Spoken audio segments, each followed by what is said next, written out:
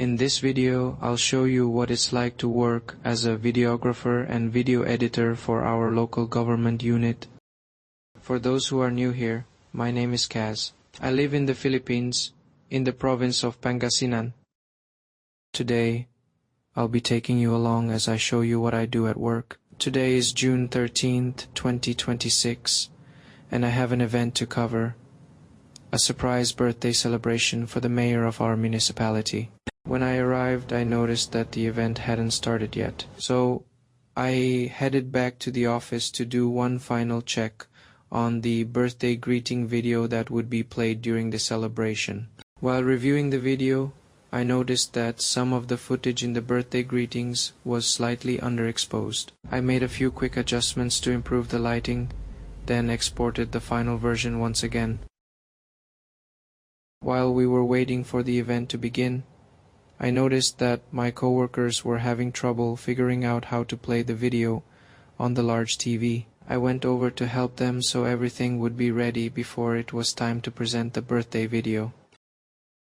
Before we knew it, the mayor arrived and the LGU employees immediately started singing "Happy Birthday." That's when the event officially began. From that point on, I focused on capturing as many clips as possible to give myself more options during the editing process. By the way, the camera I'm using today is the DJI Pocket 3. It's not my usual camera for event coverage. I normally use the Sony a6500, but it's currently being repaired, so the Pocket 3 is filling in for now. When covering an event, there are two types of shots you should always capture: a roll and a B-roll. A roll includes the main moments, such as people giving speeches or talking on stage. B-roll, on the other hand, consists of supporting shots, people watching, listening, reacting, interacting, or performing. If you're covering an event by yourself, it's important to keep shooting throughout the program. The more variety of footage you have, the easier and smoother the editing process will be later.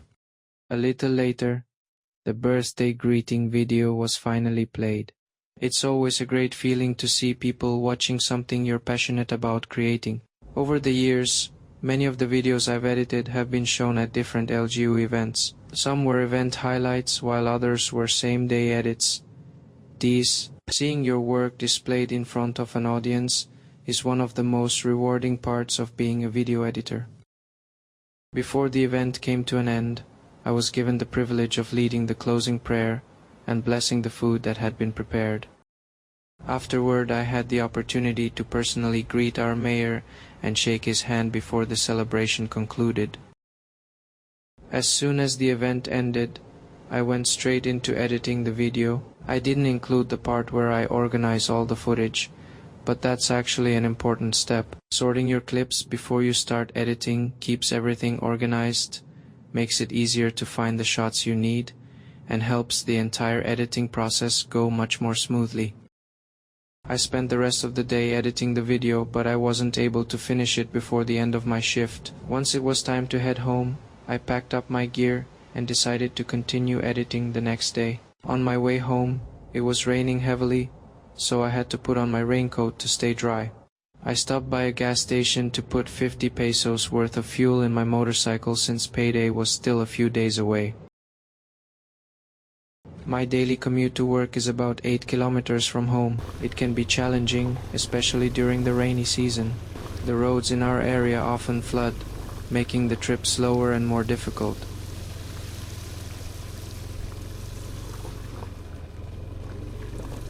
Thank God, I made it home safely after about 15 minutes on the road. That's it for today's vlog. I'll see you in the next one. Thank you so much for watching. God bless and take care.